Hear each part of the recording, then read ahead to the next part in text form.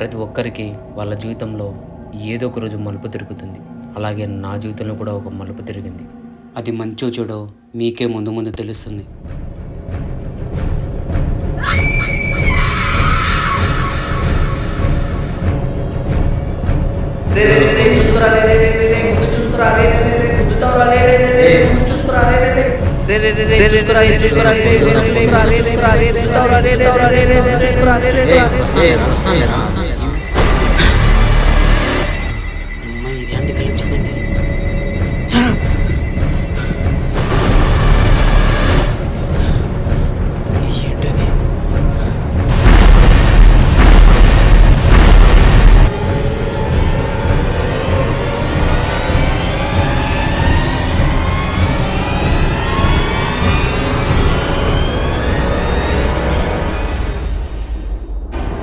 Hello boss, ఎవరు మీరు?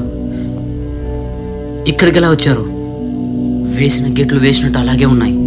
ఇంట్లోకి ఎలా వచ్చారు? హలో బాస్, నిన్నే పలకండి. ఎవరు మీరు? వినపడడం లేదా? చెవుడా?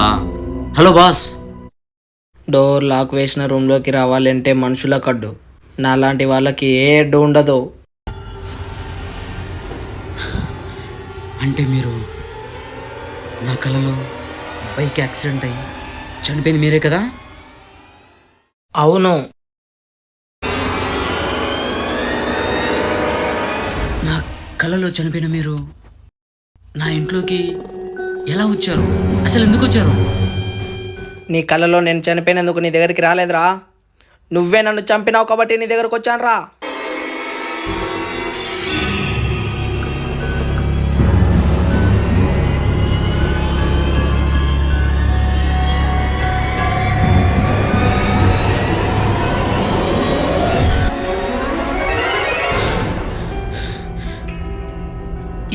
ఏంటి?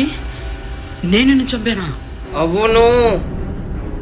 ఏం మాట్లాడుతున్నావు బ్రో? అసలు మైండ్ ఉంది నీకు? అసలు ఎవరు నువ్వు? అసలు ఏం మాట్లాడుతున్నావు ఇక్కడికి వచ్చి? నిన్న సాయంత్రం ఏం జరిగిందో నీకు గుర్తులేదా? నేనెవరో తెలియదు కదా నీకు. చెప్తా విను.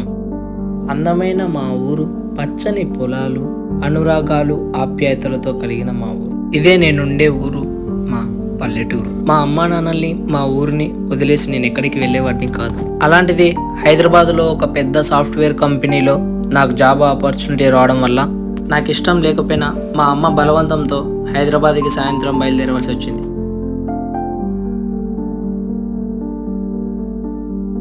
బస్ ఈ టయానికి రావాలిగా, ఇంకా రాలేదే. బ్రో బస్ అయితే వెళ్ళిపోయింది బ్రో. ఈవినింగ్ వరకు అయితే బస్సు ఏం లేవు. అయితే బస్సులు లేవా బ్రో? లిఫ్ట్ అయినా అడగాలి, లేకుంటే నడుచుకుంటే అయినా వెళ్ళాలి బ్రో. నడుచుకుంటూ వెళ్ళాలా?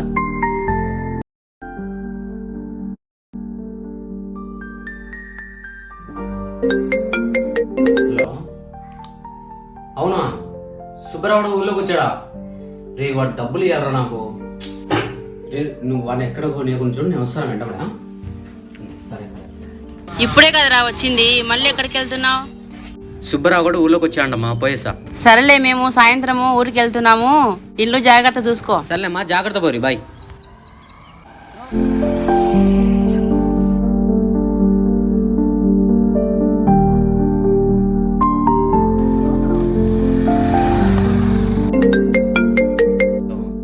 చెప్పురా.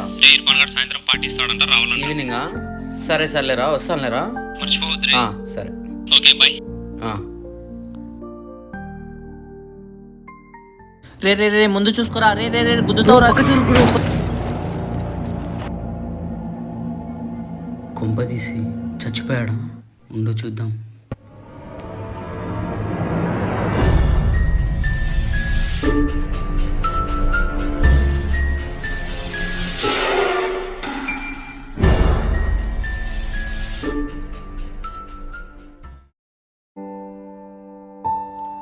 నువ్వు నిర్లక్ష్యంగా మొబైల్ చూస్తూ బండి నడపడం వల్ల అన్యాయంగా ఒక నిండు ప్రాణాన్ని బలి తీసుకున్నావు.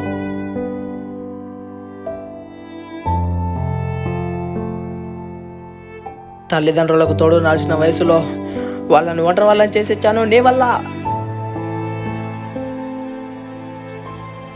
పెళ్లి కావాల్సిన అక్క, చదువుకోవాల్సిన తమ్ముడు దిక్కులేని వాళ్ళే పేరు నీ వల్ల.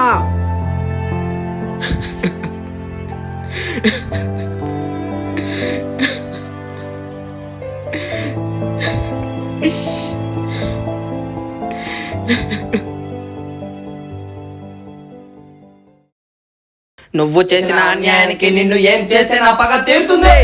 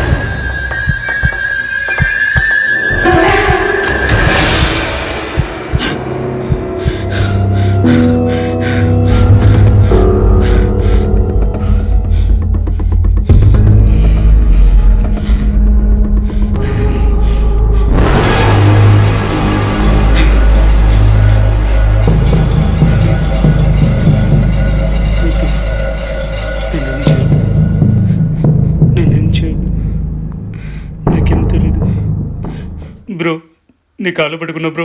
నాకు నా కుటుంబం ఉంది బ్రో. నాకు నా తల్లిదండ్రులు ఉన్నారు బ్రో. నీకు అన్యాయం చేశా అని చెప్పి నా కుటుంబానికి కూడా అన్యాయం చేయొద్దు బ్రో. Please bro.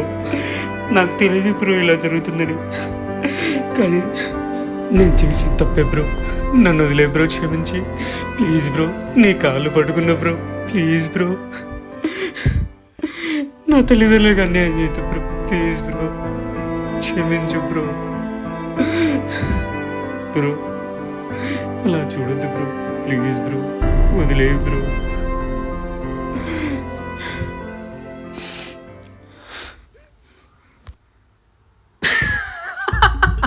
ఎందుకు బ్రో అలా నవ్వుతున్నావు?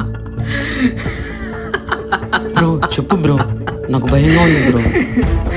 అరే పిచ్చోడా, నేను నిన్ను చంపడం ఏంట్రా? నువ్వు ఎప్పుడో చచ్చిపోయావు. నేను చనిపోవడం ఏంటి బ్రో? నేను బ్రతికే ఉన్నాను కదా. నాకేం కాలేదు బ్రో, చనిపోయానంటావు. అరే పిచ్చోడా, నమ్మట్లేదా? నీ బాడీ గవర్నమెంట్ హాస్పిటల్ అనాథ శివల్లో పడింది, వెళ్ళి చూసుకోపో.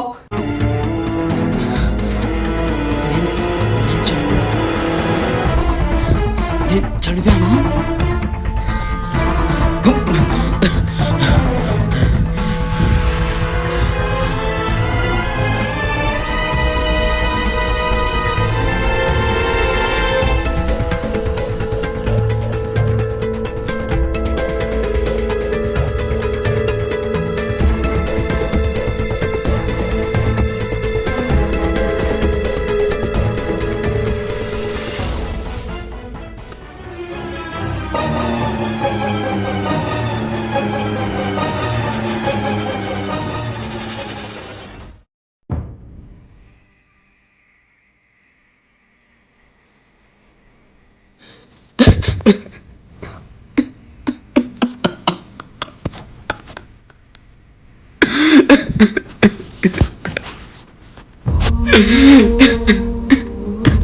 ఎంత మంచి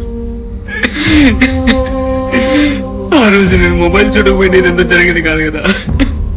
అయ్యో, నా వల్ల ఎంత పెద్ద తప్పు జరిగిపోయింది. అయ్యో దేవుడా, ఎందుకు ఇలా చేసావు? ఆఖరికి నన్ను నేనే చంపుకున్నానే. ఇలాంటి పరిస్థితి ఎవరికి రాదురా దేవుడా.